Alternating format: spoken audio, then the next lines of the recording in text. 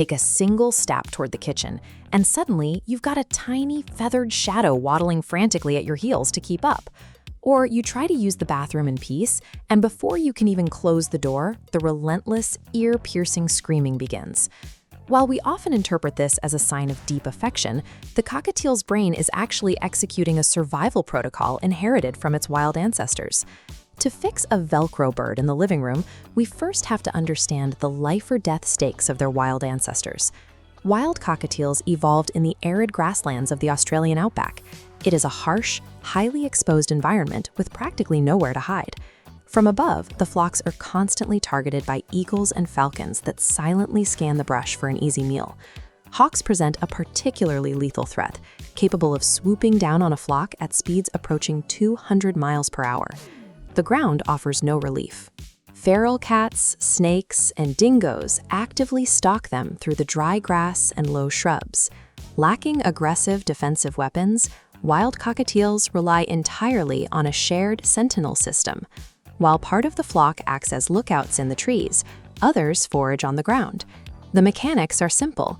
A single bird cannot possibly keep its head down to eat seeds while simultaneously maintaining a 360-degree scan of the sky for predators.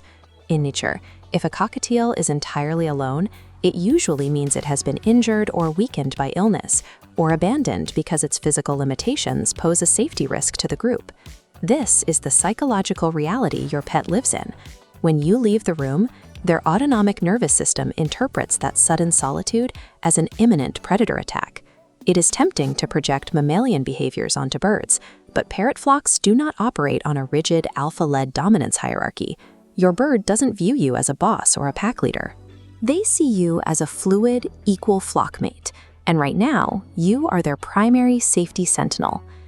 To keep track of each other when dense tree canopies block their line of sight, wild flocks utilize a tool called the contact call. This loud, high-frequency vocalization is meant to travel over massive distances. It translates to a brief, simple query. "I am safe here, are you?" Which brings us back to that closed bathroom door. When you step behind it, you sever both visual and acoustic contact, triggering an intense alarm response. If you ignore their frantic contact calls, their brain assumes the worst.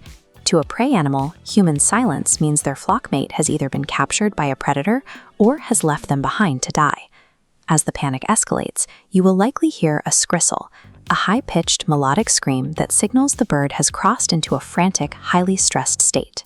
Healthy flock behavior requires a bird to feel secure within a group, but an over-reliance on a single human can leave them unable to regulate their own fear.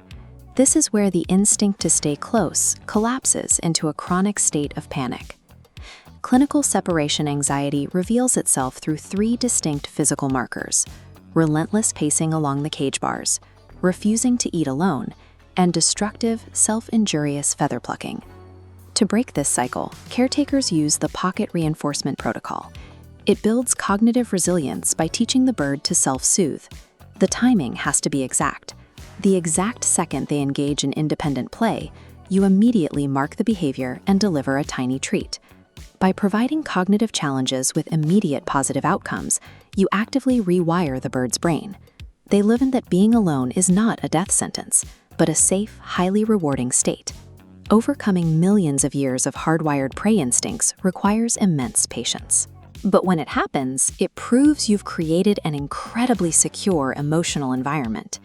You'll know it is working when you see the fluff and shake. The bird puffs its body feathers out like a cotton ball and rapidly shakes them out, physically releasing its pent-up somatic tension. You may also hear a rhythmic beak grind as they settle down for sleep. In the wild, making noise with a lowered guard is extremely dangerous. Doing it next to you indicates absolute psychological safety. If you want to evaluate your bird's body language and see exactly how they view you, check out our video on the 7 signs of avian trust. Building a resilient bird means prioritizing their internal confidence over constant physical proximity. When a cockatiel is comfortable exploring on their own, they have finally achieved a balance between their wild instincts and their domestic reality.